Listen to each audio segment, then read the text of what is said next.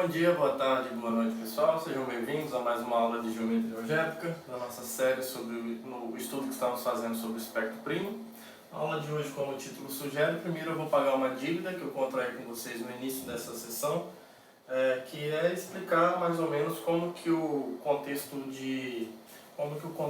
clássico dos conjuntos algébricos podem ser vistos aqui dentro desse contexto do espectro primo.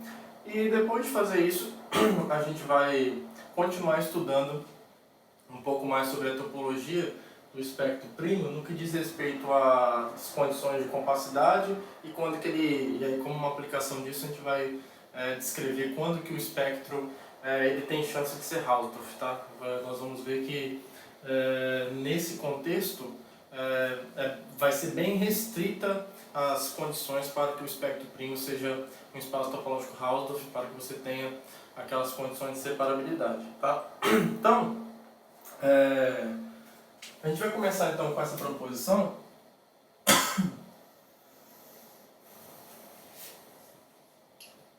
Começar a pagar essa dívida. Então a gente vai começar com o corpo algebricamente fechado.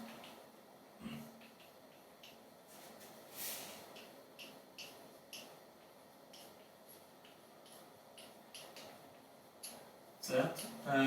Seja um corpo algebricamente fechado e X contido no espaço afim n-dimensional, um conjunto algébrico.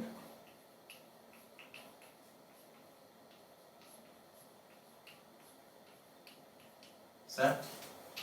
Bom, nesse sentido, nós já vimos lá na parte clássica que nós temos uma objeção entre os pontos de um conjunto algébrico e ideais maximais associados ao anel de coordenadas. Tá? Então a gente vai considerar essas duas funções que a gente já sabe que são objeções. Considere. Na verdade, já vou enunciar logo. Então, o que nós vamos concluir é o seguinte. Então, as funções que aqui eu vou denotar por Vx e Ix, né, que era como nós estávamos denotando naquele caso. Esse apontador é uma maravilha, tá? Deixa o giz muito bom. Para quem usa giz, eu recomendo. Então a função Vx, que sai de x e vai no espectro maximal do anel de coordenadas, que pega aqui um ponto A1 até a N, sei lá, um ponto P, pode ser um ponto P mesmo, e leva aqui, deixa eu ver, é Ix de P. Essa aqui é a função Ix, desculpa. Eu vou pegar o ideal associado ao ponto, né? Então é a função I. Isso. A função Vx sai do espectro, né? Então a função Ix que pega P e leva no Ix de P, que é o ideal maximal associado a esse ponto, ou seja, é o conjunto formado pelas funções polinomiais que se anulam em P, né? Lembra que isso aqui também, se o P for da forma A1 até a N, isso aqui é o quociente de x1 menos A1 até xn menos a N, o ideal gerado por isso, quocientado pelo I de x, o ideal associado ao conjunto algébrico x. Tá? Então a gente tem essa função que associa cada ponto P ao ideal maximal do anel de coordenadas. Tá? Lembra que isso aqui eu estou denotando como anel de coordenadas. Anel de coordenadas de x. E eu também tenho essa função aqui, ó, Vx, que sai agora sim do espectro maximal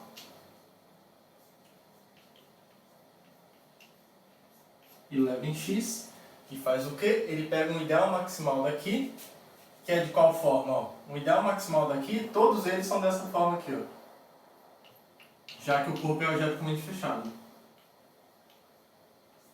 Ele pega um ideal maximal daqui e leva no ponto A1 até a N. Tá? Nós já vimos que essas funções são bijeções, tá? Então a gente já sabe que elas são bijeções, o que nós vamos mostrar agora é que elas são homeomorfismos, porque agora eu tenho uma topologia.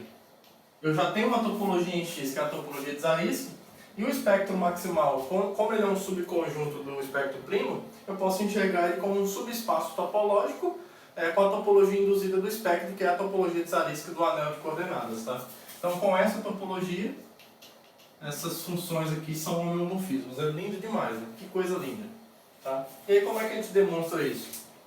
Bom, parte do caminho já está feito, porque nós já mostramos como é que nós demonstraríamos isso, né? Como é que nós vamos demonstrar.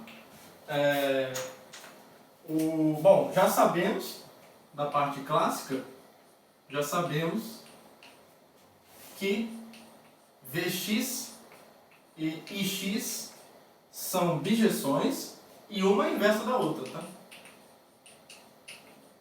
E Vx, por exemplo, é igual à inversa de Ix, tá? Ou Ix é igual à inversa de Vx, tanto faz. Então, se eu quero mostrar que essas duas funções são homeomorfismos, o que resta a nós mostrarmos é que tanto Ix quanto Vx são funções contínuas. É o que resta, porque já são bijeções, uma é inversa da outra. Se eu mostro que Vx e Ix são contínuas, essa igualdade vai me dizer, então, que tanto Vx quanto Ix é um homeomorfismo. Tá? Então é isso que a gente vai fazer a partir de agora. Então a primeira coisa que nós vamos mostrar é que Ix, vamos mostrar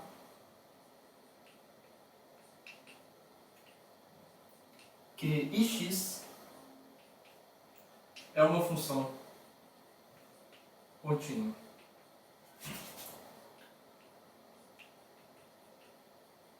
Beleza? Essa é a primeira coisa que a gente vai mostrar. Deixa eu apontar esse jeito aqui. Então tá. A gente vai mostrar que essa função é contínua fazendo o seguinte, usando a seguinte estratégia. Uma maneira de mostrar que ela é contínua é pegar um fechado qualquer daqui e mostrar que a imagem inversa dela tem que ser um fechado em x, tá? Então, vou fazer isso. Então, de fato, seja f um fechado no espectro maximal do anel de coordenadas, tá? Uma vez que ele é um fechado no anel de coordenadas e aqui eu estou com a topologia induzida pelo espectro, é porque então esse f é a interseção de algum fechado do espectro com esse conjunto, certo? Com o fecho maximal, tá? Então, isso me garante então que existe um ideal radical que eu vou chamar de A. Aqui acabou invadindo outro quadro, né? Vou tentar escrever aqui de modo a não invadir, pera aí. Senão me dá agonia.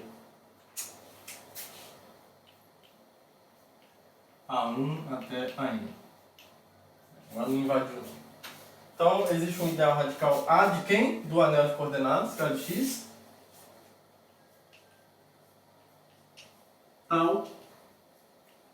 Tal que F é a interseção do espectro maximal desse anel de coordenadas com o fechado de Zariski VA. V de A, certo? Os fechados no espectro são da forma V de A, onde A eu já posso tomar ele em ideal radical se eu quiser. Tá bom? Nós já vimos isso nas aulas anteriores, tá? Então, ó, eu quero saber o que é isso daqui, ó. Vamos fazer um rascunho aqui rapidinho. Eu quero saber o que é isso, ó. Eu quero mostrar que esse x a menos 1 de f é um fechado em x, tá? Uma maneira, pelo que está aparecendo ali para mim, de acordo com as coisas que estão dependendo de f, eu consigo obter um fechado em x da seguinte forma. Eu posso olhar para o conjunto algébrico induzido por A, o fechado em x induzido por esse ideal radical de cat x, tá? Eu posso olhar para isso daqui, ó, o Vx de A. Quem é esse fechado? Ele é um fechado em x formado pelos pontos que são anulados por todas as funções polinomiais ou por todos os elementos de Kx que estão no ideal A, tá? Isso aqui é um fechado em x. E observe que esse fechado em X guarda alguma relação com esse F, porque ele é obtido a partir desse ideal A. Tá? Então, uma tentativa razoável a fazermos é mostrar isso aqui. Ó. Será que essa igualdade aqui vale? Vamos tentar mostrar. Se essa igualdade for satisfeita, a gente já vai ter provado o que a gente quer. Tá? Então, é uma tentativa razoável de ser feita. Então, vamos mostrar. Aqui, ó, vamos mostrar. Deixa eu abrir uma outra afirmação aqui.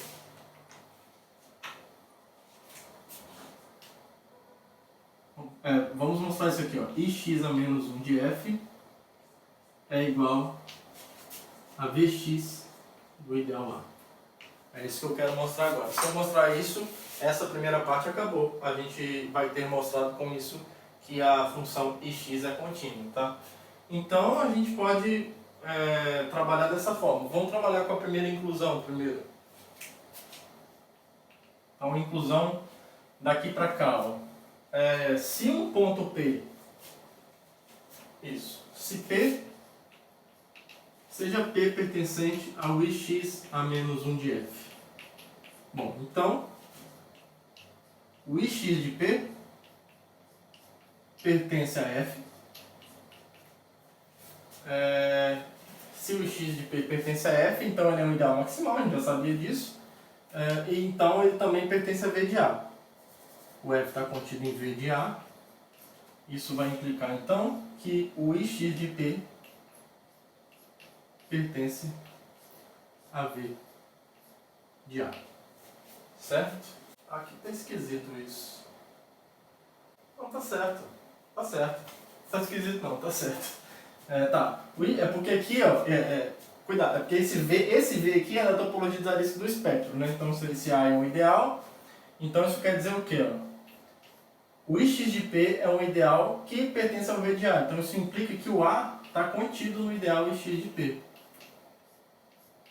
X de P, certo? Agora, como é que eu mostro que esse ponto P está em V de X de A? Eu tenho que pegar uma função polinomial qualquer em A e mostrar que f dela, f do P é zero. Então, olha só o que acontece. Ó. Note que para todo, vamos colocar assim, ó, para todo f em A, segue que o f pertence ao Ix de P, certo? Porque o A está contido em X de P. Isso está me dizendo o quê? Ó? Isso está me dizendo que o f de P é zero, certo? Esse ideal aqui é formado pelas funções polinomiais em Kx, tais que o f de P é zero. Então a gente mostrou o que com isso? Ó? Que para todo f em A, o f de P é zero. Por definição,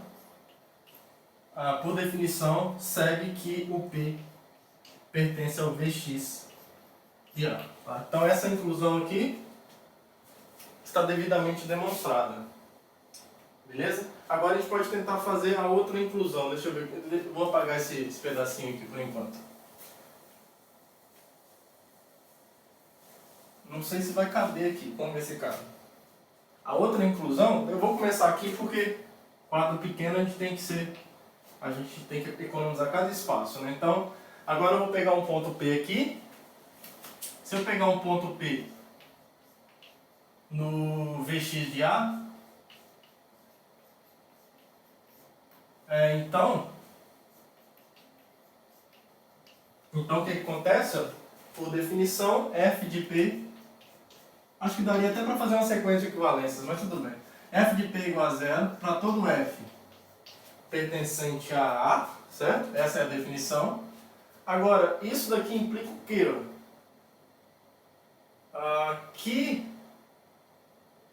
Isso implica então que, fazer devagarzinho, que o f, dizer que o f, poderia ter feito uma sequência de equivalência, daria certo. O f de P ser zero implica que o f pertence ao ideal maximal associado a P para todo f em A. Mas essa inclusão aqui, ó, me diz, essa condição me diz que o A está contido no Ix de P, e isso daqui, por definição, está me dizendo que o Ix de P pertence ao fechado de Zariski associado ao A. Só que a gente já sabe que isso aqui é um ideal maximal, certo? O Ix de P é um ideal maximal. Assim,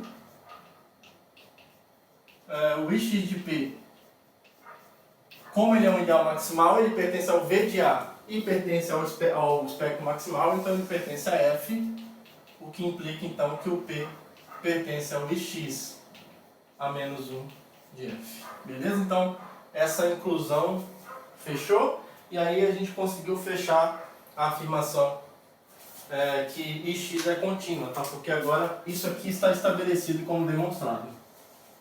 Demonstramos aquilo ali, então a imagem inversa de um fechado é um fechado, portanto a função ix é contínua, tá? Então falta agora mostrar que a Vx é uma função contínua, tá bom? Então eu vou deixar só esse trechinho aqui, e aí eu vou apagar o resto para a gente ter espaço para mostrar que ela é contínua. Então agora a gente tem que mostrar que Vx é contínua.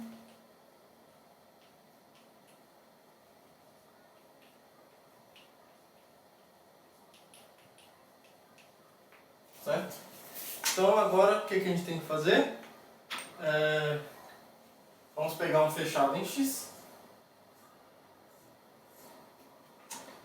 Vamos pegar um fechado em X e vamos mostrar que a imagem inversa dele por Vx é um fechado no espectro maximal. Então vamos pegar um H aqui, seja um H fechado em X.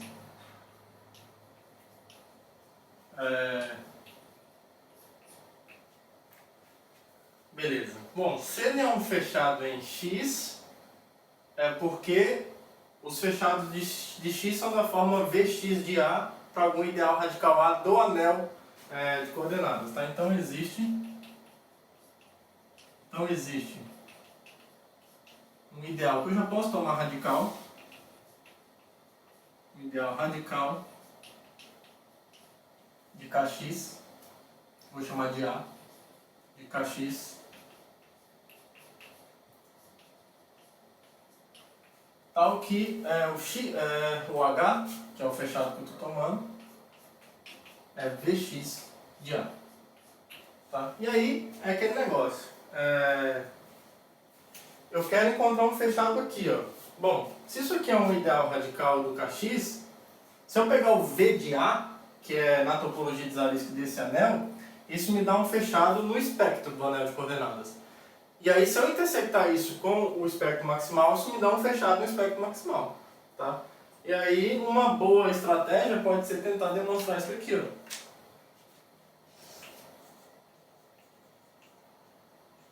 Uma boa estratégia, me parece ser razoável, tentar mostrar que isso aqui acontece. Ó.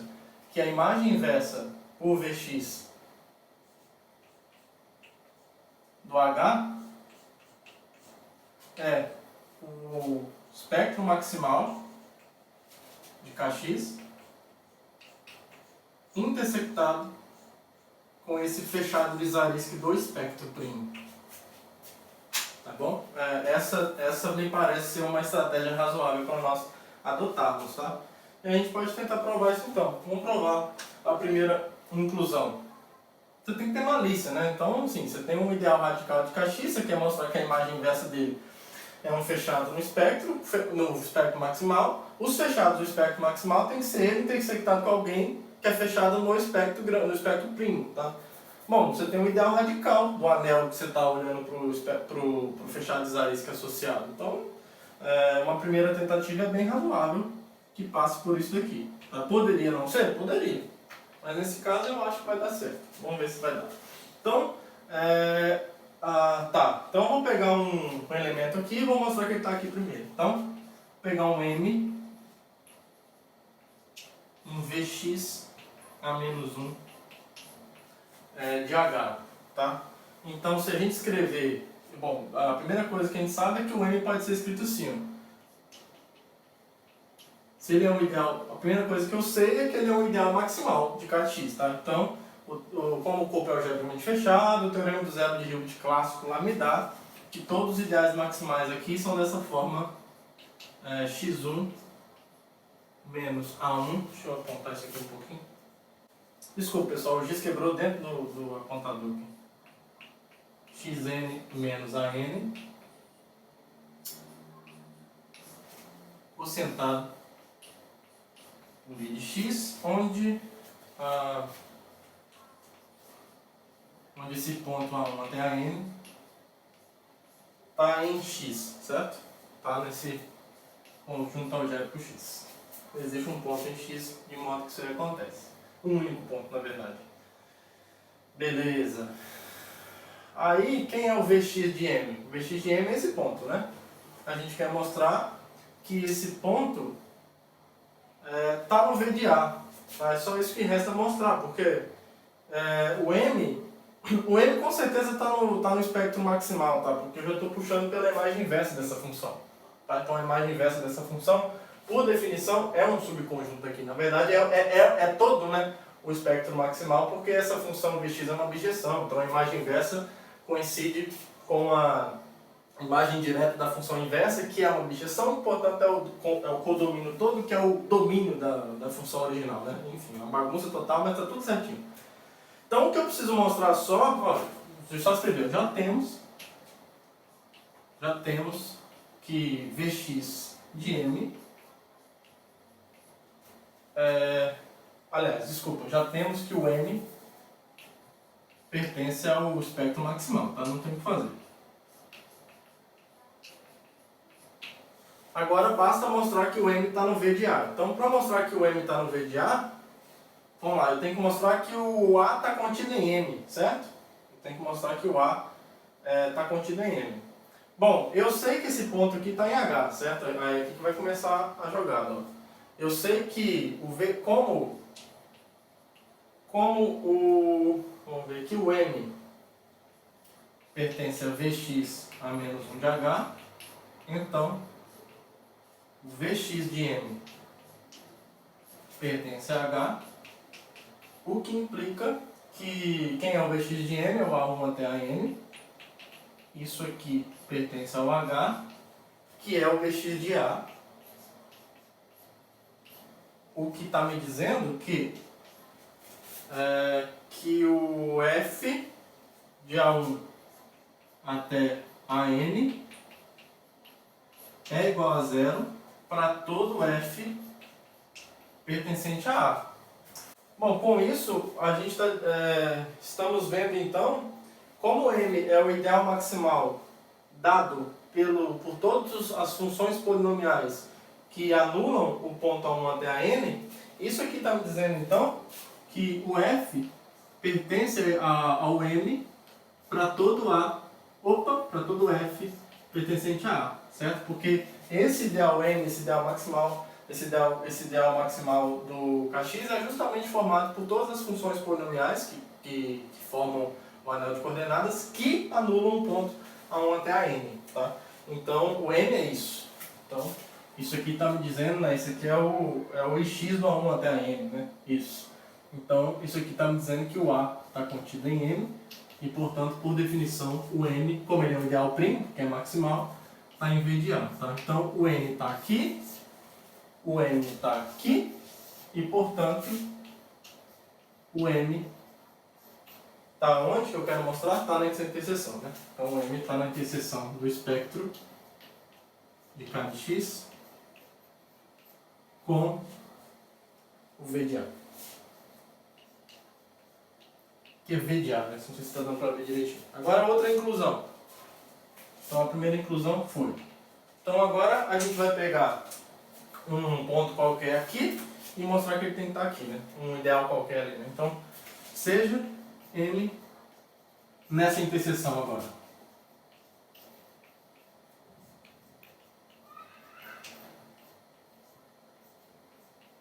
Então, suponha que M esteja na interseção do espectro maximal do anel de coordenadas com o V de A. Nesse sentido, a gente precisa mostrar então que o Vx de M pertence ao H, certo? Que diz respeito, na verdade, a mostrar que o A está no Vx de A. Desculpa, que o A1 até a N está no Vx de A, né? Então devemos mostrar, observe que o Vx de M, como M se escreve dessa forma,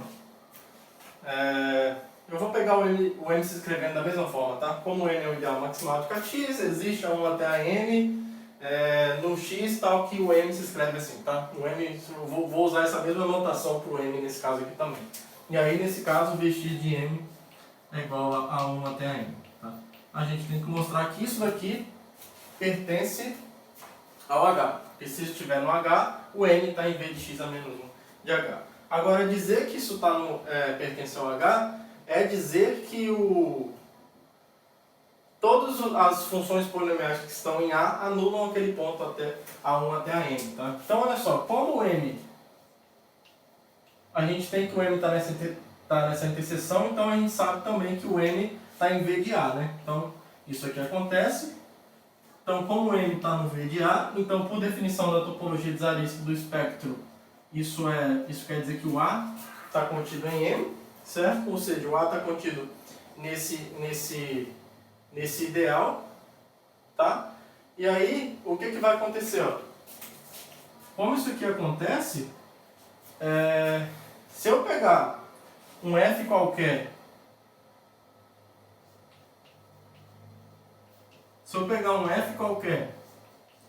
em A, tem-se que o F está em M, mas quem é esse M? Eu estou usando essa igualdade aqui, né? Ele é o ideal formado pelas funções polinomiais que anulam o ponto A1 até a n. Então, o fato do F pertencer ao n me diz que o F do A1 até a n, isso é zero. Vou colocar aqui, isso é zero. Tá? F A1 até a n é zero. Agora, eu mostrei que isso vale para todo F em A. Então, isso está me dizendo que o A1 até a n, que é o V de xm, pertence ao Vx de A, que é o H. Então, isso aqui me diz que o M pertence ao Vx a menos 1 de H. Então, essa inclusão está demonstrada, portanto, essa igualdade está demonstrada, portanto, a imagem inversa de um fechado daqui é um fechado aqui e acabou. Tá bom? Então, Ix e Vx são homeomorfismos.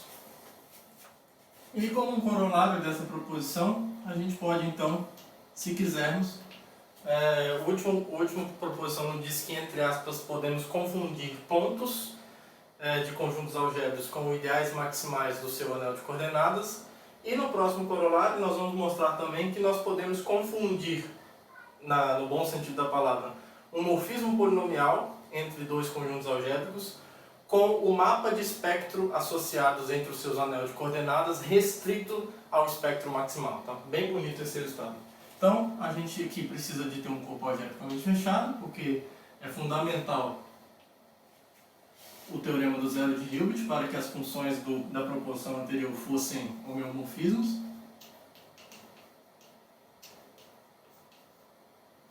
Para que elas fossem bijeções, né, inclusive. Então, se eu tiver um corpo algebricamente fechado, x e y, conjuntos algébricos afins, como está aqui no espaço afim, não precisa escrever isso, né? Conjuntos algébricos, e φ, morfismo polinomial.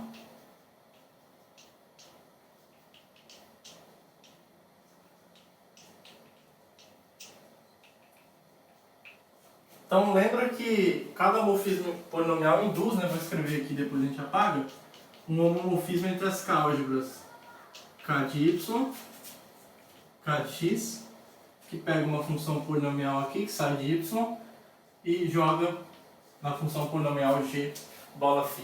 Tá? Aquela é o homomorfismo de álgebras induzido entre as álgebras associadas. Tá?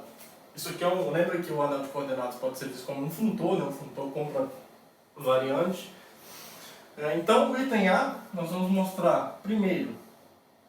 Eu vou escrever um diagrama aqui primeiro, vai ser legal. Aqui eu tenho x, aqui eu tenho o espectro maximal do k de x. Tá? Aqui eu tenho y, e aqui eu tenho o espectro maximal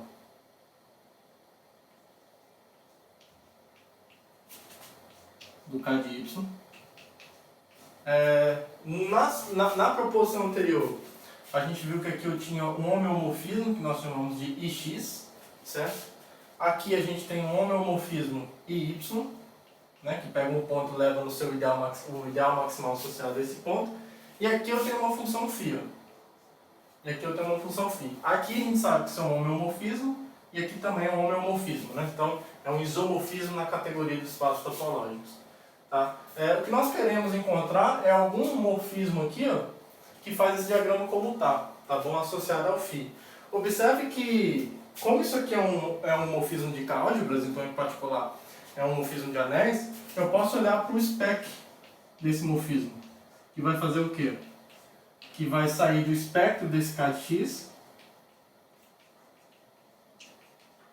e vai... escrevi muito grande, né? Não tem problema não. Observe que esse morfismo, o funtor spec, leva esse morfismo nesse daqui, ó, spec do φ sustenido, do spec do Kx, do spec no K de Y. Certo? Só que eu preciso do espectro maximal, né? Então, eu sei que o espectro maximal de K de x está aqui dentro do espectro primo, né?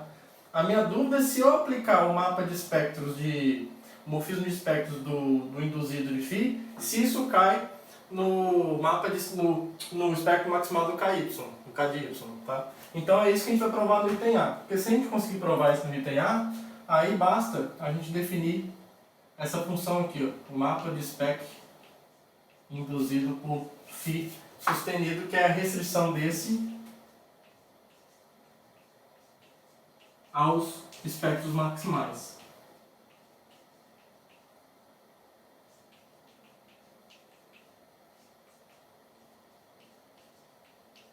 Aqui é o KY, tá? K de Y. Não coube aqui, eu vou colocar embaixo, tá bom? Então tudo que eu preciso saber primeiro, é por isso que eu vou escrever isso aqui no item A. A gente precisa provar que se o P pertence a X, na verdade o item A vai ser uma ferramenta para provar isso. Se o P pertence a X, então, quando eu olho para o mapa de espectros φ sustenido, né? Se o P pertence a X, o Ix de P está aqui, e aí eu posso aplicar isso daqui, ó, o Ix de P, certo? A gente vai mostrar que isso aqui é justamente o IY de φ de P. Se eu pegar o P e jogar aqui por baixo por φ, isso dá o IY de φ de P. Tá? Essa igualdade meio que vai mostrar que esse diagrama aqui comuta. Tá bom? Isso aqui, ó, o Ix composto com o mapa de espectros. Ó. Isso, o Ix no P, depois o mapa de espectros, é igual ao Y do φ. Né? Então, meio que essa igualdade já mostra que esse diagrama comuta, se a gente definir, se a gente provar isso daqui, certo? Então, a gente vai provar isso aqui, que é meio que provar que esse diagrama comuta, e ao mesmo tempo a gente está mostrando com isso também, que se M é um ideal maximal, vamos escrever isso menor, ó. Se M é um ideal maximal de Kx, então o spec de φ sustenido aplicado em M, ele é um ideal maximal do KY. Tá bom? Isso aqui segue imediatamente do fato do Ix ser sobrejetivo, né? Todo ideal maximal é dessa forma, Ix de P para algum ponto P em X. Então, quando eu pegar um ideal maximal, ele é dessa forma, só que quando eu aplico o spec φ sustenido nisso, ele vira um ideal maximal associado ao ponto φ de P em Y, tá? No K de Y, né? Que é o anel de coordenadas do Y. Tá? E aí o item C, se a gente chamar de M spec φ sustenido, o morfismo induzido, o morfismo de espectro induzido pelo morfismo induzido de φ, tá? Então se isso aqui for a restrição desse spec, esse diagrama comuta, tá? Então não tem o que fazer, tá bom? O diagrama é comutativo. O diagrama é comutativo, tá? Mas basicamente o que nós temos que provar é o item A, tá? O item B e o item C seguem imediatamente do item A, tá bom? Não tem muito o que fazer. Eu só escrevi eles aqui para ficar bem claro do porquê que essa função aqui está bem definida em relação a domínio contra domínio, mas mostrar que esse diagrama comuta é mostrar essa igualdade, tá? Então não tem grandes dificuldades não, tá? Mas é bom que o enunciado fique o mais claro possível. Então a gente só tem que provar o item A. Beleza? Então o diagrama aqui já está bonitinho, eu vou apagar essa parte aqui para a gente provar o item A e é bem simples. A gente já vai mostrar isso a partir de uma sequência de equivalências. Então a demonstração. Bom, isso são dois conjuntos, né? No princípio são dois conjuntos, então a gente precisa provar uma igualdade de conjuntos. Para fazer isso a gente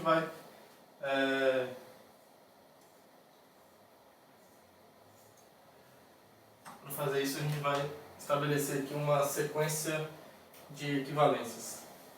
Então ambos os conjuntos, tanto o y de φ de p, ele é um subconjunto do k de y, né? Porque ele é um ideal maximal. E aqui também. Então, olha só, para todo g,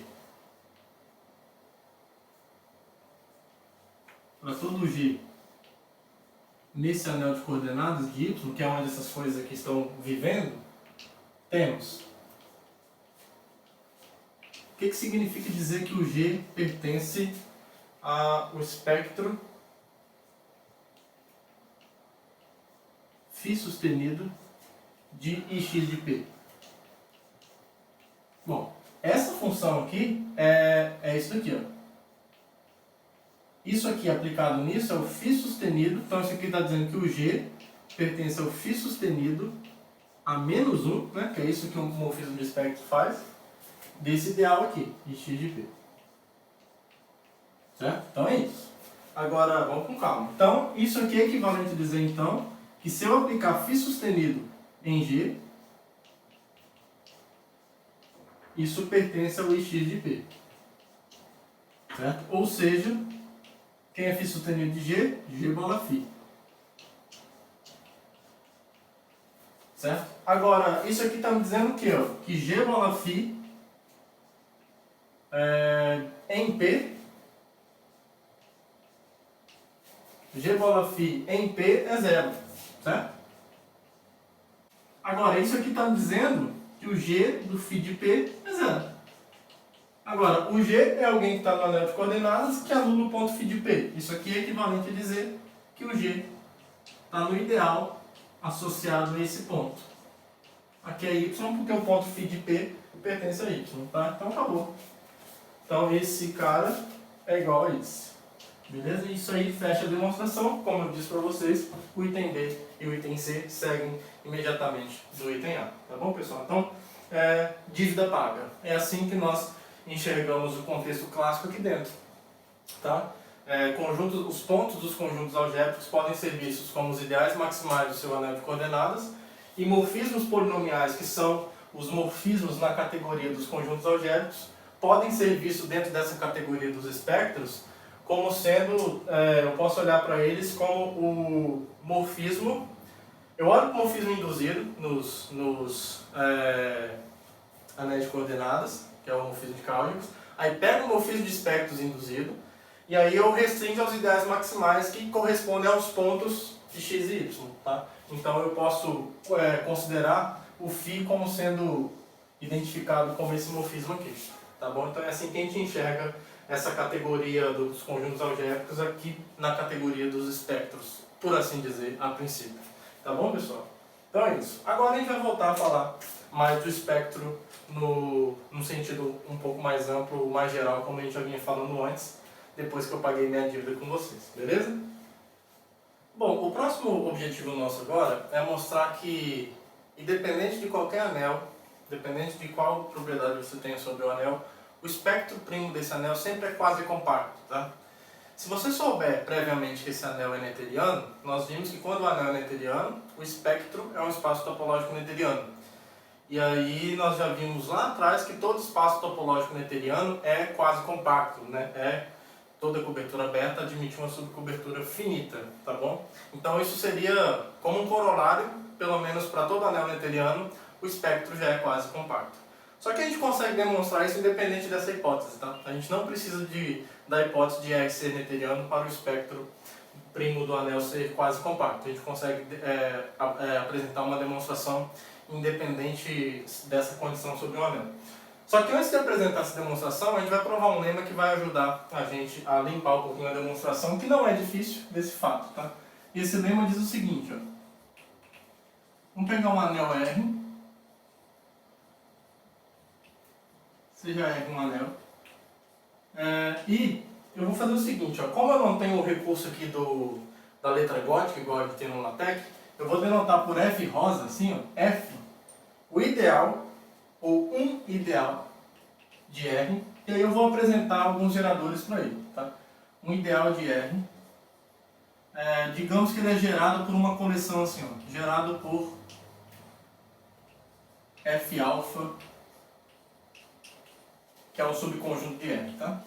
É um ideal qualquer de R, e aí eu apresento aqui uma coleção de geradores para esse ideal, tá bom? Beleza. Sempre, eu não estou dizendo que ele é finitamente gerado, tá? Esse L aqui pode ter a cardinalidade que você quiser, tá? Mas todo ideal tem um conjunto de geradores, tá? Nem sempre é finito esse conjunto, tá bom? Nem que você pegue todos os elementos do ideal, pronto, você tem um conjunto de geradores para esses caras. Mas não tem problema, porque o que nós queremos provar é o seguinte, ó. A gente consegue mostrar que o espectro de R, ele é decomposto a partir desses abertos básicos aqui, ó. Se somente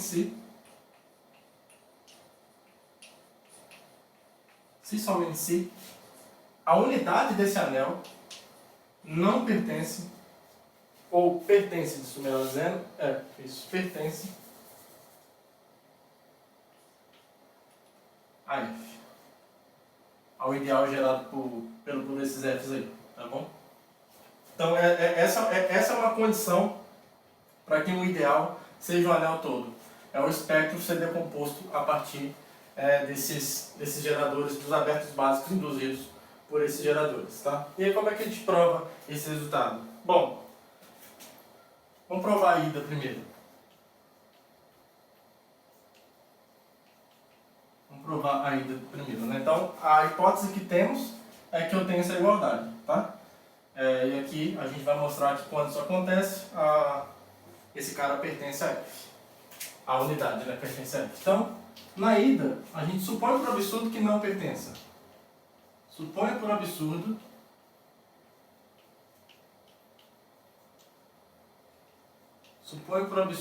que a unidade não pertence a F. Opa, deixa eu colocar o rosinha aqui, né? Para não confundir. Isso. Supõe por absurdo que a unidade não pertence a F, tá? Então isso me diz que F é um ideal próprio, certo? Então, esse ideal F rosa, sabia que ia quebrar, esse giz rosa quebra tudo, não sei porquê. Ele é mais úmido, não sei porquê. Então, logo, F é um ideal próprio de R.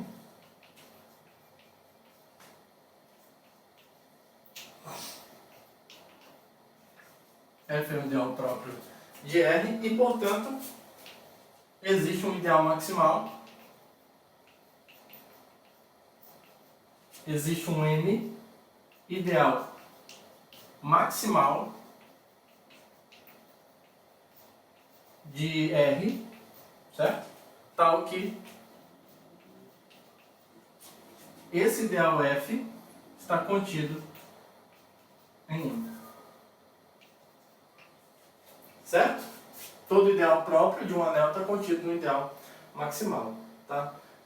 Só que, como todo ideal maximal é primo, o M está aqui, certo? Então, como M, já sabemos que todo ideal maximal é primo, então, como M pertence ao espectro de R, e por hipótese eu estou assumindo isso, então tem que existir um lambda existe um lambda em L, tá o quê? O M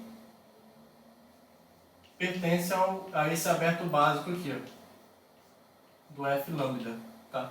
Agora, o M pertencer a esse aberto básico, por definição, me diz que o F lambda não pertence a M, certo?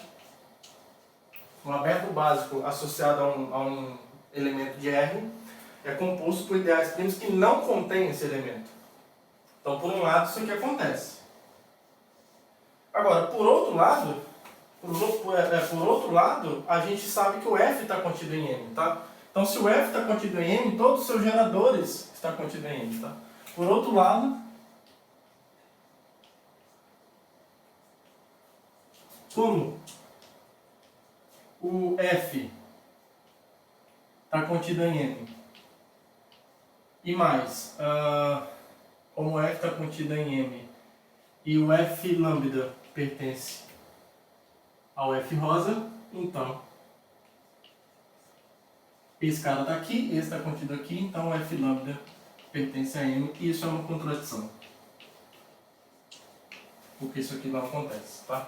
Então essa contradição veio de supor que isso aqui ocorre, tá? Então isso aqui é falso. Então o que é verdadeiro é que o 1 pertence ao ideal gerado, ao ideal F rosa, tá? Então e a volta? Como é que a gente faz a volta? Então a ida está pronta, né? E aí como é que a gente faz a volta então? A volta eu vou assumir que a unidade pertence ao F, né? Aqui, isso.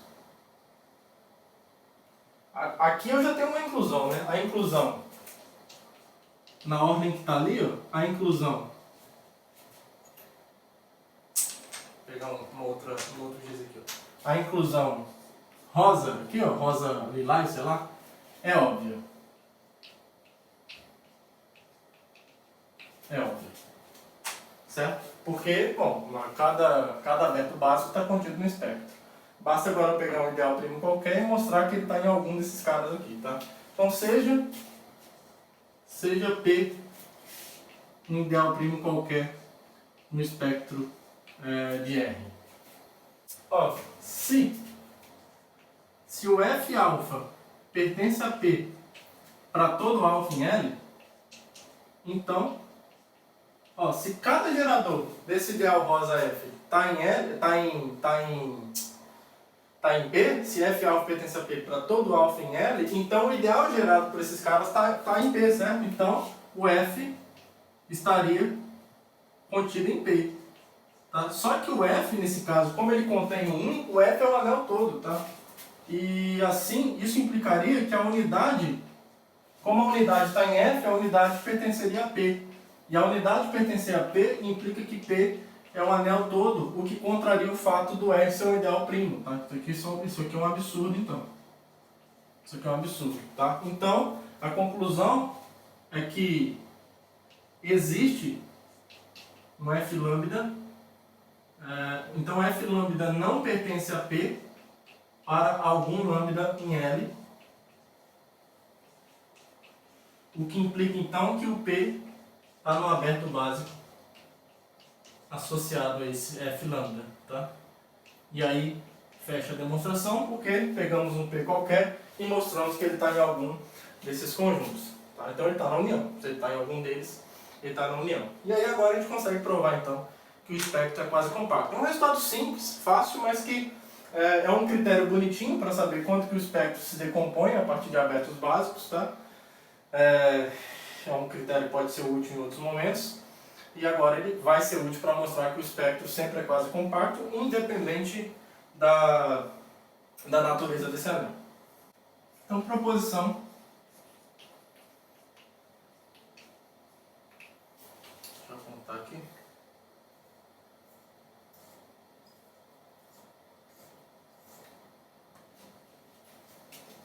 Se R é um anel, então o espectro de R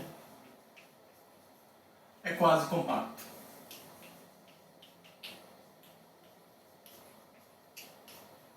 Tá bom? Bom, a gente tem que fazer o que então? A gente tem que pegar uma cobertura aberta do espectro e mostrar que ela admite uma subcobertura finita. Como eu conheço uma base de abertos para essa topologia, eu já posso pegar uma cobertura aberta formada por abertos básicos. Porque nessa cobertura aberta arbitrária, cada aberto é uma união de abertos básicos. Então isso vai ficar uma uniãozona de abertos básicos. Tá? Então eu já posso assumir que o espectro está coberto por abertos básicos de maneira arbitrária. Tá? Então seja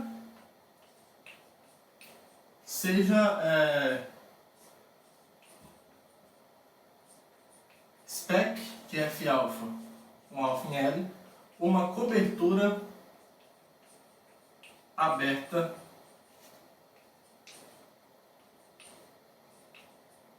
essa CG está horrível. Uma cobertura aberta arbitrária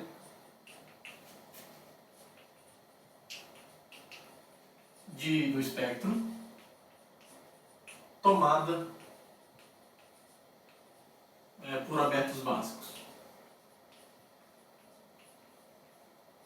É sempre possível pegar uma união desse tipo, tá? Mesmo que você pegue uma cobertura aqui por abertos que não sejam básicos, cada um desses, então tem lá, spec igual a união de U lambda com lambda em J. Cada U lambda é uma união de coisas desse tipo, tá? E aí você vai ter uma grande união de uniões, você vai ter uma união de uniões de caras que são abertos básicos, tá bom? Então no fim das contas você vai ter uma união de abertos básicos sempre. Beleza? Então a gente não está fazendo nenhuma restrição, a gente não está perdendo nenhuma generalidade, tá? O que a gente tem que mostrar é que existe apenas um número finito desses caras suficiente para cobrir o espectro, tá bom? Então, pelo que nós acabamos de ver, isso aqui me diz o que então?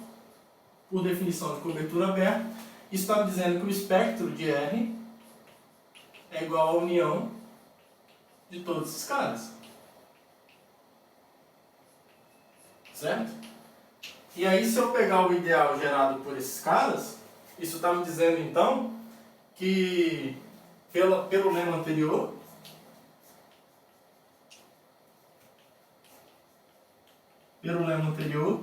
a unidade do anel R pertence ao ideal gerado por esses caras que eu vou denotar por F rosa, tá? Igual eu fiz anteriormente. Tá bom? F rosa. Certo? Então, F rosa é o ideal gerado pelos F lambda com alfa variando em L, nesse conjunto de índices. Então, dizer que a unidade pertence aqui, ó, ou seja, dizer que a unidade pertence ao ideal gerado por F alfa, ele é, então, ele pode ser escrito de maneira finita a partir de geradores do F, né? Então, logo existem,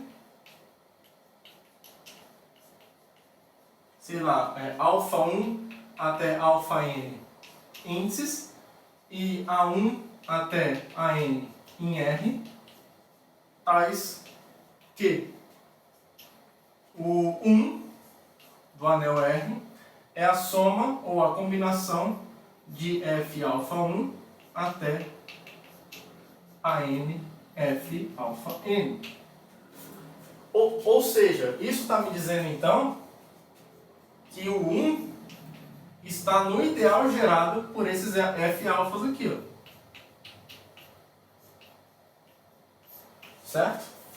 Agora a gente usa a outra implicação do lema anterior. Aqui eu usei a ida, né? O fato de eu ter essa igualdade. A ida me dá que a unidade está no ideal gerado por F. Agora, a unidade estando nesse ideal gerado só por essa parte finita, a recíproca do lema anterior me diz, pelo lema anterior de novo, só que agora a recíproca,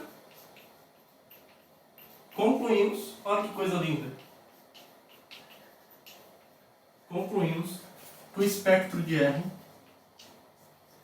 é a união de I de 1 até N do espectro de R F alfa I. Então encontramos uma subcobertura aberta finita dessa cobertura aberta. Tá bom? Então isso fecha o resultado. Tá? Isso prova então que o espectro de R é quase compacto. Tá? E aí, usando essa proposição e mais algumas coisas, nós vamos caracterizar agora quanto que o espectro é sempre quase compacto. Mas quando ele é compacto? no sentido de ter a propriedade de ser Hausdorff. Tá? Nós vamos ver que isso tem, guarda relação com a dimensão dele. Então, como um corolário desse resultado, a gente vai caracterizar agora quando que o espectro primo de um anel ele é Hausdorff ou ele é compacto. Então, como um corolário, se eu tiver um anel, as seguintes afirmações são equivalentes.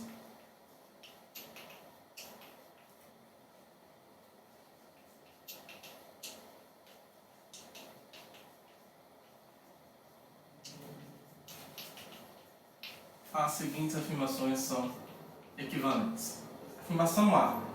A dimensão de cru desse anel é zero. Se somente se todo ponto do spec é fechado, o que é equivalente a dizer, rapidinho, que todo ideal primo é maximal, tá? Essa afirmação é a mesma coisa que dizer que todo ideal primo é maximal. Todo ideal primo de R é maximal. Isso vai ser equivalente a dizer que o espectro de R é Hausdorff.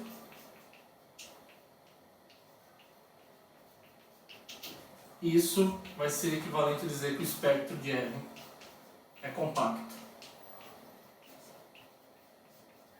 Tá? Então essas 5 afirmações são equivalentes. A grande maioria delas já sai de maneira trivial por coisas que nós já fizemos. Vamos começar a pontuar as triviais primeiro. Ó. Que D é equivalente a E, por exemplo. Ó. Vou explicar para vocês por que é imediato. É imediato da proposição anterior.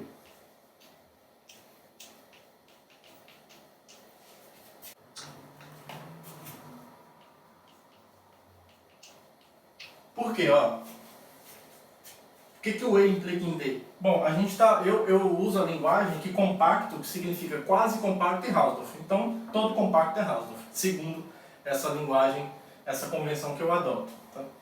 Então, E implica D, isso sempre. Para todo espaço topológico compacto nesse sentido, né? com essa convenção. Alguns convencionam compacto como quase compacto, e aí quando quer falar que é Hausdorff, fala compacto e Hausdorff. Não é o que eu estou fazendo aqui. Então, o que implica D é por essa convenção.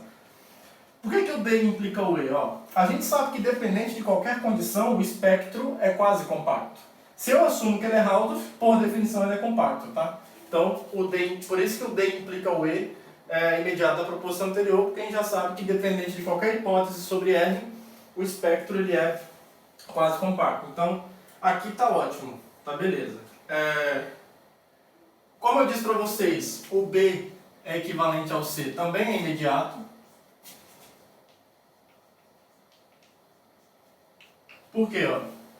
Lembra que nós mostramos que o ideal ele é maximal, se somente se ele é um ponto fechado. Tá? Então, se todo ponto do espectro é fechado, eu estou dizendo que pega um ideal primo qualquer. Esse cara o conjunto que contém ele é fechado. E aí, pelo que nós provamos, esse ideal tem que ser maximal. Agora, suponha que todo ideal primo é maximal. E eu quero mostrar que todo ponto de spec é fechado. Pega um ponto qualquer do spec. Olha para o conjunto dele. Como ele é um ponto de spec, ele é maximal pela hipótese C. E o fato dele ser maximal me diz que o conjunto que contém ele como ponto é fechado. Tá? Então, isso aqui segue, essa B equivalente a C, é imediato imediato daquela caracterização que fizemos, que um ideal primo ele é maximal se somente se o conjunto que contém ele é um ponto fechado do espectro. Tá? Então, o B equivalente a C também é imediato. Beleza. Então, vamos ver o que falta a gente conectar aqui. Ó. O A implica em B. Vai ser fácil. É fácil. Ó. O A implica em B. O A implica em B, na verdade, eu vou escrever como o A implica em C, tá? Vai ficar mais fácil. Porque ele vai implicar em B pelo anterior. Então A implica C. Ó. Pega um ideal primo qualquer. Seja P um ideal primo.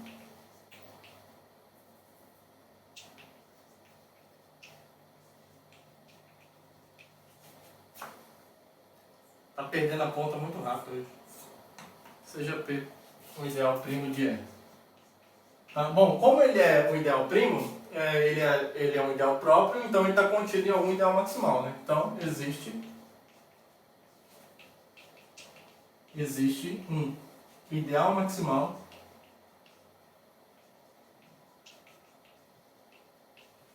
M de R tal que o P está contido em M. Tá? Agora, se o M for diferente do P, então a gente tem uma inclusão estrita, né? O P estaria contido propriamente em M. E como todo ideal maximal é primo, eu teria uma inclusão estrita de dois ideais primos. Isso me diz, pela definição de dimensão de Crowe, que esse anel tem que ter dimensão pelo menos 1. Tá? Porque a dimensão mede exatamente isso. Qual é o número máximo de encadeamentos estritos de ideais primos que eu consigo? É o número máximo. Se eu consigo um encadeamento de dois ideais primos diferentes, é porque eu consigo uma inclusão estrita. Então a dimensão é pelo menos 1. Tá? Isso aqui implicaria que a dimensão de R é maior ou igual a 1. E isso é um absurdo. Então não tem jeito. Aqui tem que ser igual. Logo, o P tem que ser igual a M. E como esse M é maximal, isso implica que o P é maximal. Tá? Então, o A implica C é por isso. A gente pode voltar do C para o implica o A, né? É bem parecido, ó. C implica A. Como é que eu mostro que a dimensão dele é 0? Suponho que não seja.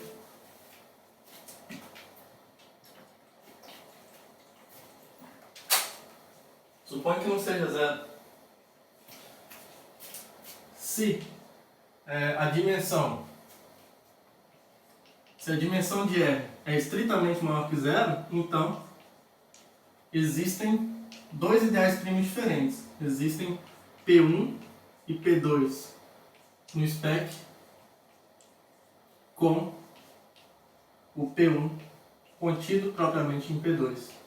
Tá? E o P2 com certeza está contido propriamente em R, porque o P2 não é R. Então, isso aqui está me dizendo que P1 é um ideal primo de R que não é maximal, porque tem alguém aqui no meio que não é maximal.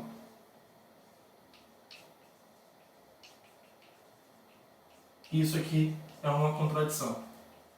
Tá bom? Então, a conclusão é a dimensão do anel R tem que ser 0. Beleza? Ótimo. Então, estabelecemos a equivalência A para C. Tá? Então, eu vou apagar aqui para a gente estabelecer as outras. Eu vou deixar só anotado que a gente fez essa, né? Vou apagar aqui então. Bom, isso aqui já foi provado, né? Então, falta conectar quem aí? Ó? Falta conectar um desses... Ó, o A já é equivalente ao B, que é equivalente ao C. Falta conectar o D com algum desses três, né? Vamos pensar bem aqui qual que vale mais a pena. Bom, aqui agora a gente pode pensar no B equivalente a D, né?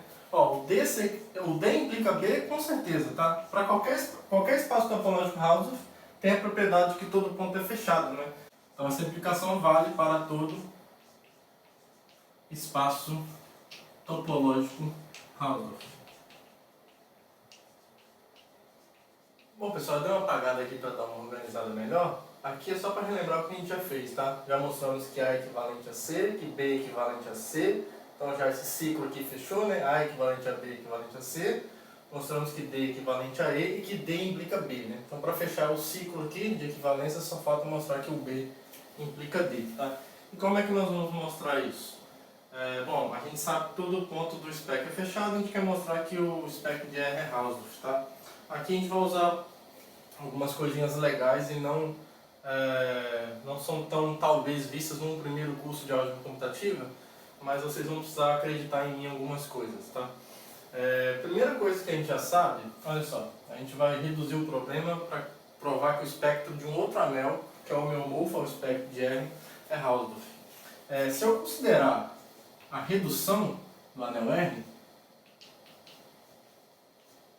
quem é a redução é o quociente de R pelo ideal dos elementos nilpotentes, né, o radical do ideal nulo. Então, se eu chamar de essa redução de R, nós já vimos que o espectro da redução é o meu morfo ao espectro do anel original, certo?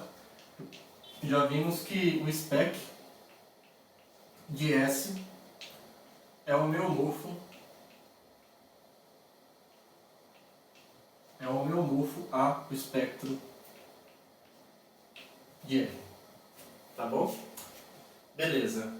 Então, se eu mostrar que o espectro de S é Hausdorff, em particular nós vamos ganhar que o espectro de R é Hausdorff, porque a propriedade de Hausdorff é uma propriedade topológica. Ela é invariante por homeomorfismos, certo? Então a gente vai mostrar que o espectro de S é Hausdorff. Uma primeira coisa que nós observamos é o seguinte: como a dimensão de Cru de R é zero, também temos então que a dimensão de S é zero, tá? Quando você quocienta um anel de dimensão zero por qualquer ideal, isso sempre dá um anel de dimensão zero, tá? Quando você quocienta, isso sempre tem o poder de cair a dimensão. Pode ser que não caia estritamente, mas nunca cresce quando você quocienta, porque você perde ideais, né? Então, a dimensão de Cru cai, é o clássico lá em álgebra comutativa. Então, não tem como mais cair para baixo de zero, né? A dimensão é sempre maior ou igual a zero. Pode ser até infinito, mas é sempre maior ou igual a zero. Então, se a dimensão de R é zero, a dimensão de S é menor ou igual a zero, mas é maior ou igual a zero também, então tem que ser igual a zero, tá? E uma outra coisa que nós temos é que esse anel aqui é reduzido. O anel R não é reduzido, por hipótese, pode ser que seja, mas nós não temos essa hipótese. Mas o anel S é reduzido, porque eu já tomei ele como a redução de R, tá? Então, uma vez que S é reduzido,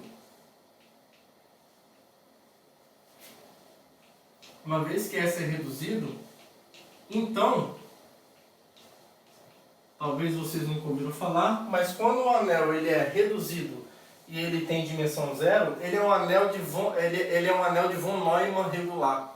Tá? Ele é regular no sentido von Neumann. Não é tão clássico, mas talvez não seja tão visto esse conteúdo, esse tema. Mas quando o S tem dimensão zero e tem a propriedade de ser reduzido, ele é von Neumann regular. Tá? Então S é von Neumann.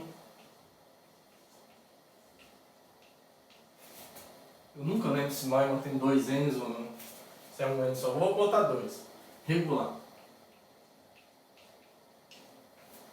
Tá? Ser von Neumann regular é que para todo x existe um y, tal que o x é xyx, tá? Você pode brincar com esses caras desse jeito. Você tem um inverso fraco para todo mundo, tá? Para todo elemento do anel. Tá? E você consegue mostrar que um anel ele é von Neumann regular somente se ele tem dimensão zero e ele é reduzido, tá? Anel comutativo. E os anéis von Neumann regulares têm uma propriedade muito boa, que os seus ideais principais sempre são gerados por elementos idempotentes. Todo ideal principal é gerado por um elemento que satisfaz isso daqui, tá? Que vai ser bastante útil para mostrar que o espectro é Hausdorff. Então, já temos essa propriedade em S, tá? Então, se a gente precisar, em S, nós sabemos que todo ideal principal, ou todo ideal gerado por um único elemento, ele é gerado por um elemento idempotente. Eu acho muito difícil falar essa palavra. Idempotente. Tá? Então, vamos lá. Então, vamos agora, de fato, mostrar que essa coisa é Hausdorff, né? A gente preparou o caminho aqui. Então, para mostrar que é Hausdorff, a gente vai começar pegando dois pontos, né? E meu objetivo é encontrar dois abertos que contém esses dois. Cada aberto contém um dos pontos, mas a interseção é vazia. Eu quero separar esses dois pontos. Então eu vou começar pegando dois pontos no espectro de S, que é ele que eu vou mostrar que é Hausdorff, e aí eu vou ganhar de graça, entre aspas, o espectro de R é Hausdorff também. Então sejam P e Q espectro de S, P e Q ideais primos, né, em S, com o P diferente de Q. Um P diferente de Q, tá? Por causa, bom, como a dimensão de R é zero, tá? A gente está na hipótese B, mas lembra que B já é equivalente a C e a A, tá?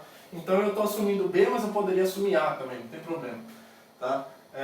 A gente, como todo ponto do spec é fechado, todo ideal é maximal, certo? Então, olha só, a gente tem essas inclusões aqui, ó.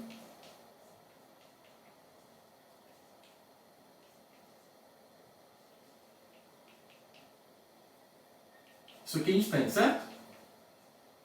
Nós temos essas duas inclusões aqui. Olha, eu afirmo para vocês que uma dessas duas aqui elas precisam ser estritas. Porque olha só, se isso aqui for igual, se isso aqui for igual e se isso daqui for igual, então o P vai ser igual a Q, certo? O P vai ser igual a P mais Q, que é igual a Q, mas eu estou supondo que eles são diferentes. Então, uma dessas duas inclusões tem que ser estrita, tá? Então, se for essa daqui, ó, se essa inclusão aqui for estrita, a conclusão que eu chego é qual? O P é o ideal primo, certo? E eu sei que todo ideal primo aqui, se quiser assumir A, ó, como a dimensão de S é zero, eu sei que todo ideal primo de S é maximal. Então, o fato desse ideal primo ser maximal obriga o P mais Q a ser igual a R, tá?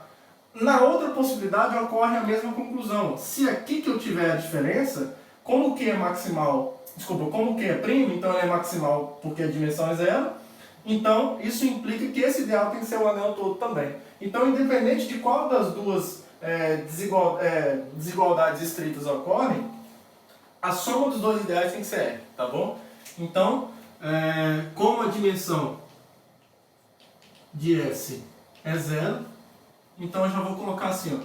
Então, P mais Q tem que ser o anel todo, tá bom? E a explicação foi essa que eu dei aqui agora, tá? Então eu vou apagar aqui. Se quiser anotar isso que eu escrevi isso no papel, é só voltar no vídeo, dar um pause, ver o que está escrito, assistir de novo. Tá? O bom da videoaula é isso, né? Então, ótimo. Então, uma vez que P mais Q é R, como a unidade do anel está aqui, no R, né, óbvio, então ele pode ser escrito como uma soma de elementos assim, ó. Então, em particular, podemos escrever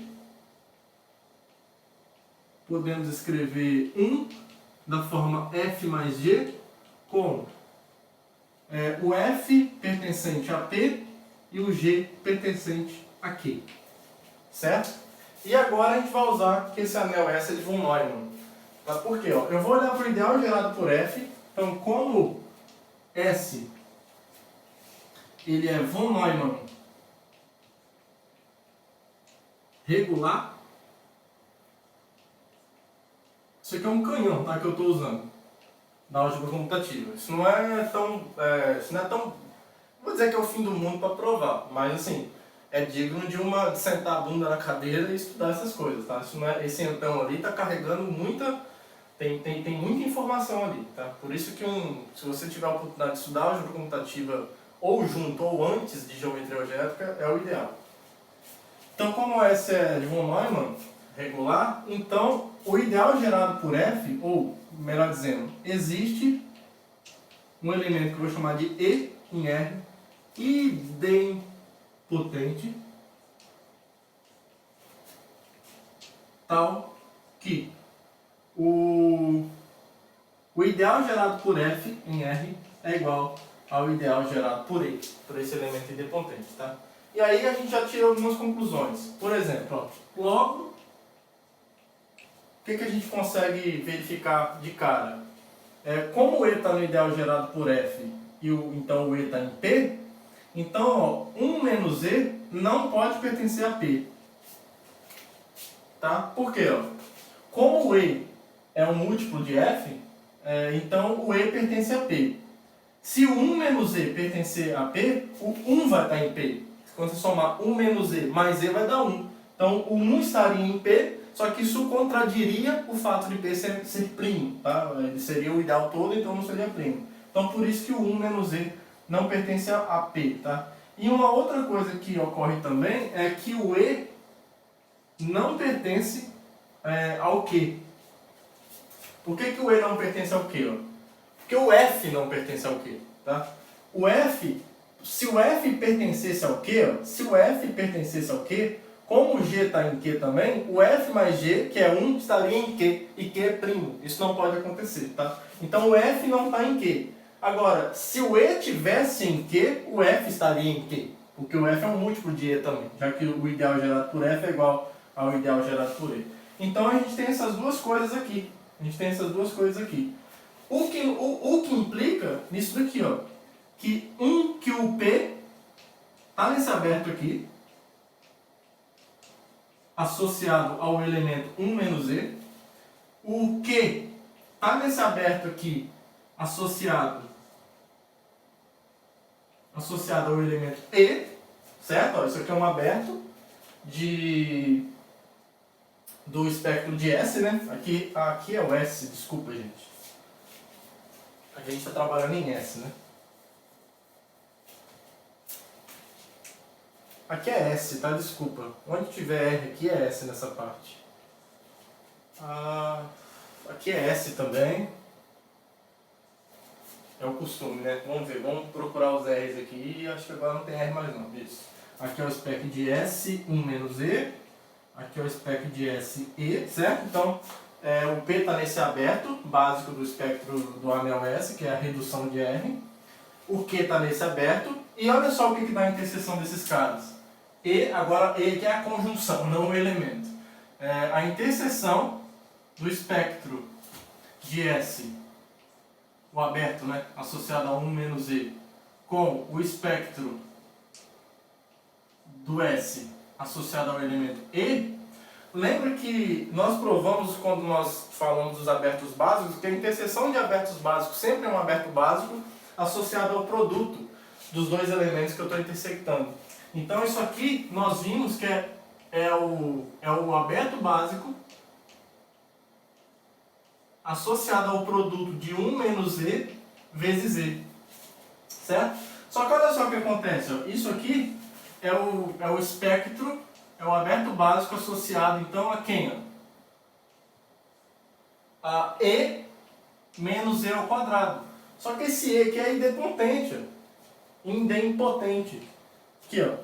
Ele ser idempotente quer dizer que o quadrado dele é igual a ele mesmo. Então, E menos E ao quadrado é zero. Tá? Então, isso aqui ó, é o aberto básico associado ao elemento neutro. Só que olha só, não tem ninguém aqui nesse aberto básico. Por quê? Para ter alguém aqui, você deveria ter um ideal primo de S que não contém o zero, mas todo ideal contém o zero. Então, na verdade, aqui embaixo, um bom exercício para vocês mostrarem é que o aberto básico associado a F é vazio, somente se esse F é nilpotente, ou seja, ele pertence a todos os ideais primos. Tá bom? E zero é nilpotente sempre, independente do anel. Tá? Então, isso aqui é vazio. Então, olha que coisa linda que a gente conseguiu. Um aberto que contém P, um aberto que contém Q, onde a interseção deles é vazio. Então, a gente pegou dois pontos arbitrários no S, no espectro de S, diferentes, e mostramos que eles podem ser separados por abertos. Tem dois abertos disjuntos, que cada um deles contém exatamente um dos pontos. Tá? Então isso aqui mostra que o espectro de S é Hausdorff. Acabamos de mostrar que o espectro de S é Hausdorff, mas como o espectro de R é o meu homógrafo ao espectro de S, o espectro de R também passa a ser Hausdorff, tá bom? Então, a demonstração está devidamente finalizada. Beleza, pessoal? Então, vale a pena pensar um pouquinho a respeito dessas coisinhas, fica bem legal. Eu vou deixar algumas coisas para vocês pensarem aqui, antes de terminar a aula. Pensem a respeito disso daqui, ó. Se você tiver um anel qualquer, se tiver R, um anel, e um elemento idempotente, que nome miserável para falar, viu? Idempotente. Eu tenho a tendência a falar idempotente, não sei porquê. Idempotente, tem que ficar separando na minha cabeça. Então, se você pegar um elemento assim, ó, tenta provar esse exercício aqui, ó. O fechado de Zariski, olha que legal, o fechado de Zariski associado a esse elemento é o aberto o aberto associado ao elemento 1 menos z. Então, se você tiver um elemento idempotente, no elemento idempotente você tem um cara que é fechado e aberto, tá? Bom, no anel você sempre tem dois elementos idempotentes, né? O 0 e o 1. 0 ao quadrado é 0 e 1 ao quadrado é 1, tá?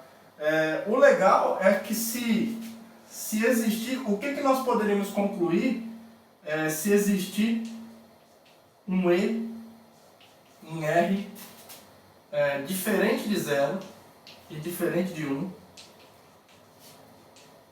tal que é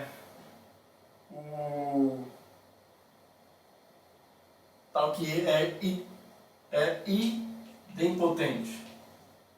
Vamos pensar aqui um pouquinho. O que poderíamos concluir a respeito disso? Bom, o fato do E não ser 1, vamos pensar aqui, ó, o V do E, o E sendo diferente de 0. Na verdade seria legal supor que o E não é nilpotente. A gente pode falar assim, ó, supõe que o E não seja nilpotente.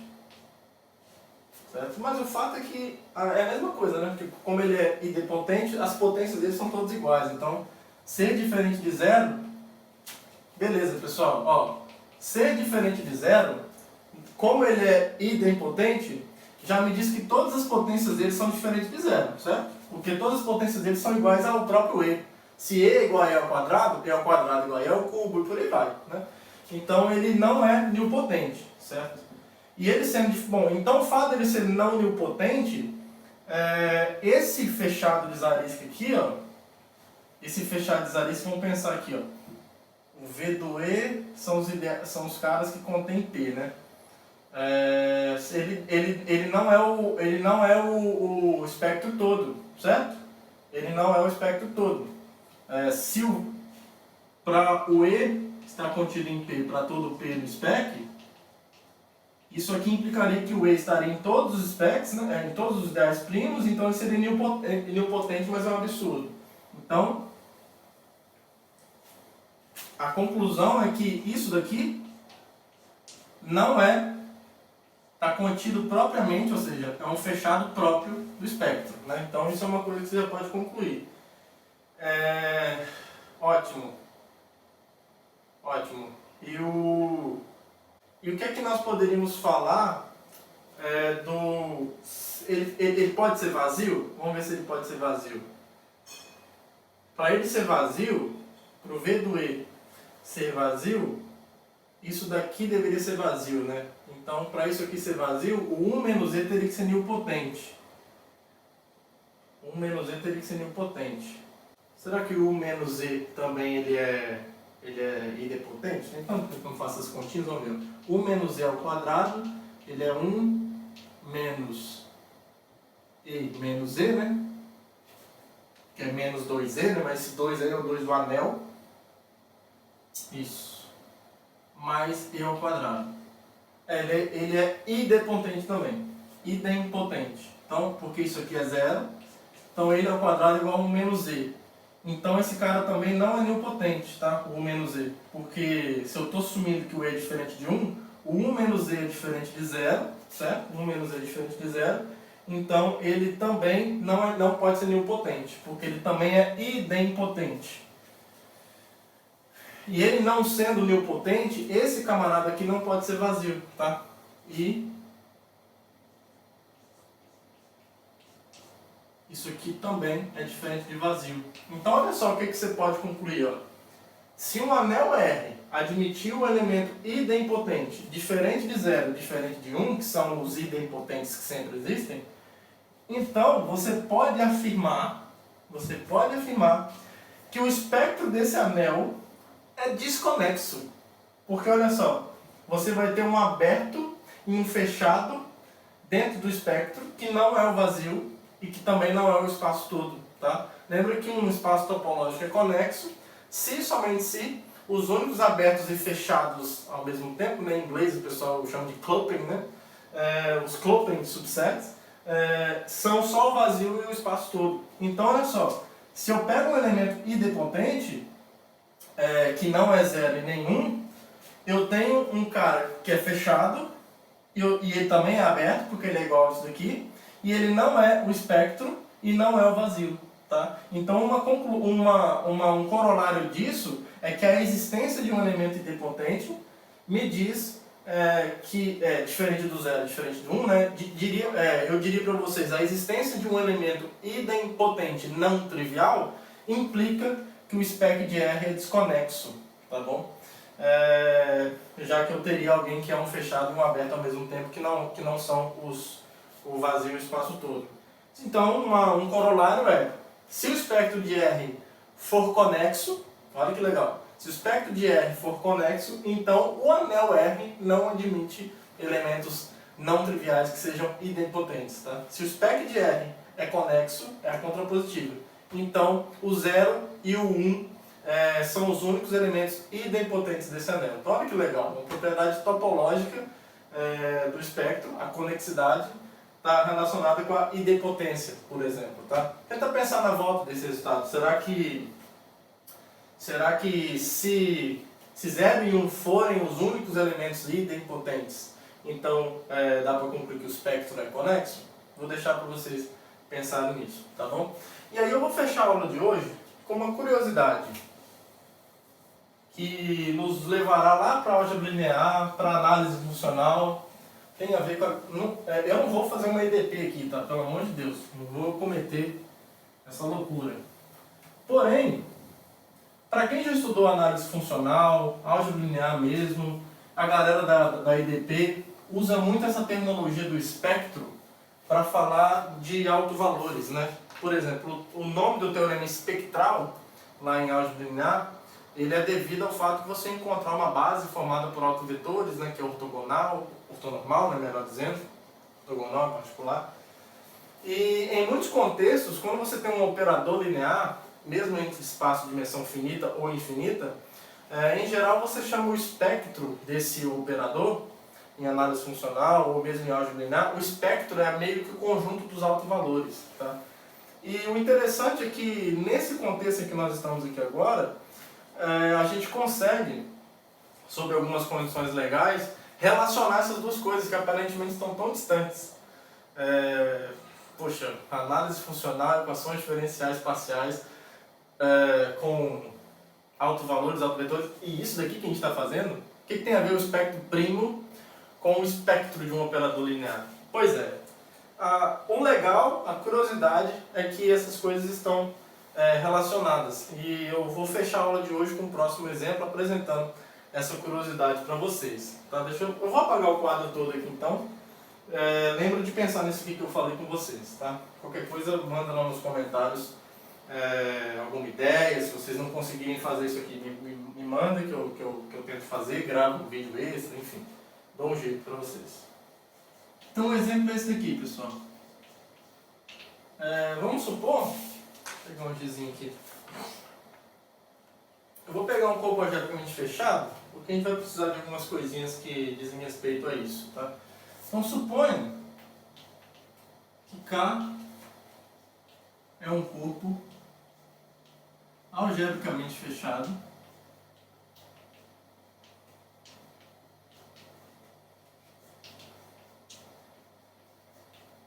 e seja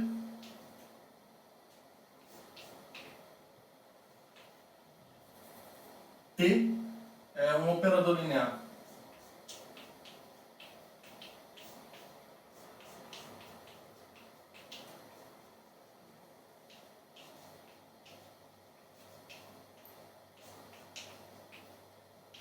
Tá? Então seja T um operador linear entre esses dois espaços vetoriais sobre o corpo K. Né? Se você quiser pensar que o CN, né, que é o caso mais clássico aí de corpo algebricamente fechado, beleza? Então olha só, se eu tenho um operador linear, a gente pode se perguntar sobre os autovalores dele. Né?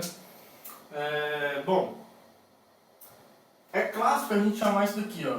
Vamos denotar por sigma de T como sendo esse conjunto aqui, ó, os elementos que estão no corpo K, tais que alfa é um alto valor, de T. Certo? Então, eu colecionei nesse conjunto os altos valores de T, né? Que é classicamente chamado,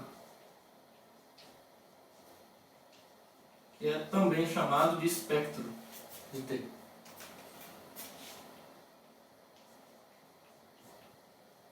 Nesse contexto de álgebra linear.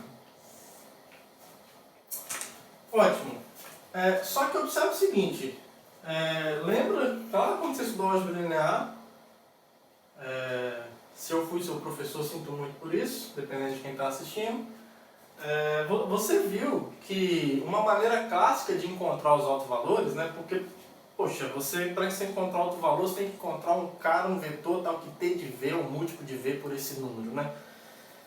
E aí fica meio difícil procurar por esses caras se você ficar tentando lá achar números que, enfim, se fazem a equação lá, algumas equações darem certo.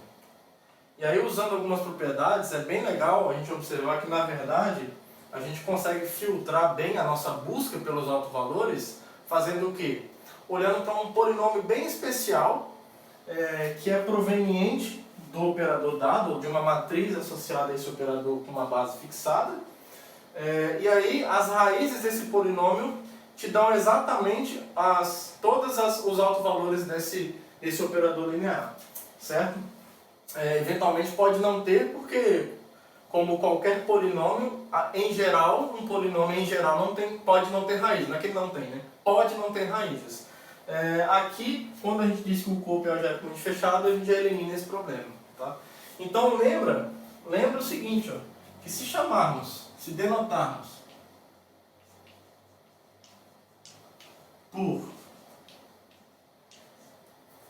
denotarmos por PT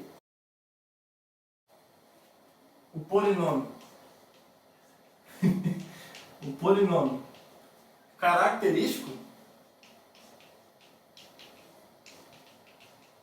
de T, então lembra que o sigma de T, que é o conjunto dos autovalores, ele nada mais é do que as raízes do polinômio característico, do PT, né? Do P em relação a T, né? Que é só para quem talvez não tenha, né? Enfim. É uma notação clássica para o polinômio característico. Então, se eu estou falando das raízes, eu estou falando desse conjunto algébrico aqui, ó. V de PT. Certo? Já que isso daqui pertence a onde? Isso aqui é um polinômio em uma variável. Isso aqui é um polinômio em uma variável. Certo? Aqui x é a variável, é indeterminada, tá? Variável é coisa de analista. Indeterminada. Indeterminada é o nome correto. Então, só para não confundir, achar que aqui é o anel de coordenadas do conjunto algébrico x. Não, x aqui, esse x é indeterminado. Certo? Ótimo. Só que na aula de hoje, nós vimos que esse cara aqui, ó, ele é o meu homófo. Vimos hoje, inclusive, que sigma de T, que é o V do PT,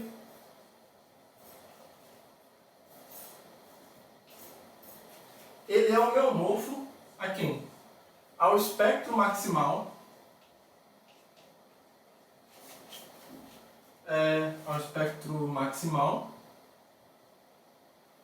do anel de coordenadas, né?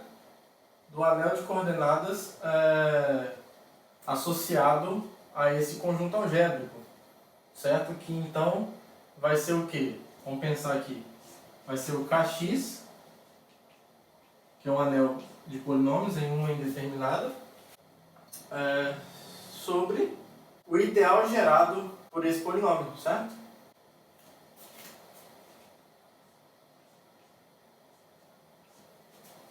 E aqui, como o Kx a gente usa um corolário do teorema do ideal principal de Cru, é que como Kx tem dimensão 1,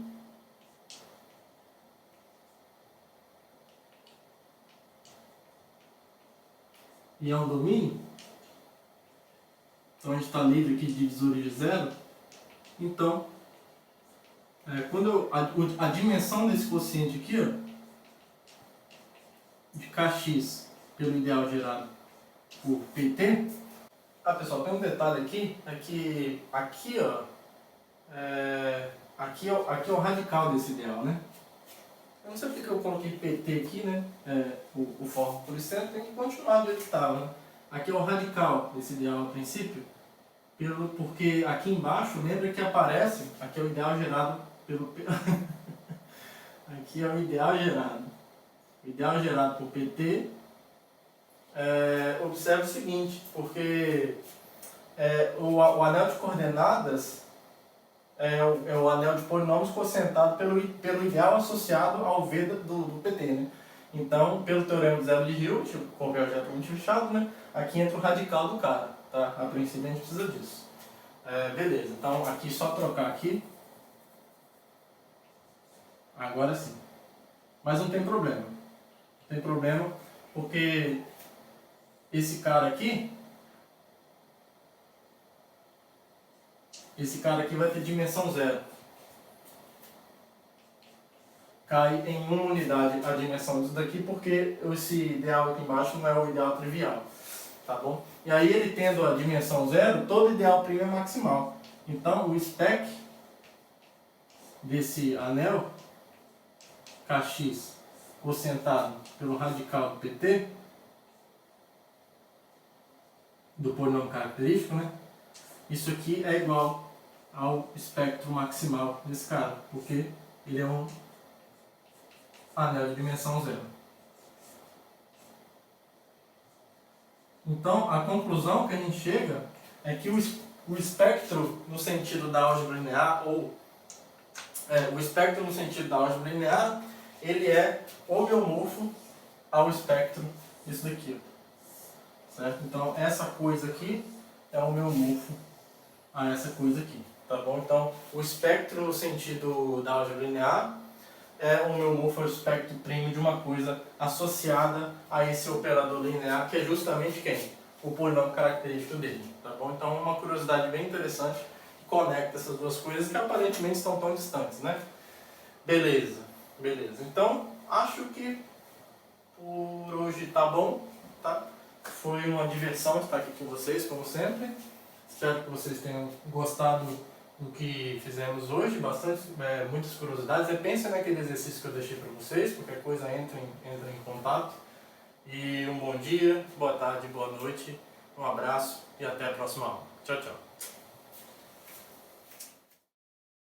Now the world don't move to the beat of just one drum. What might be right for you may not be right for some.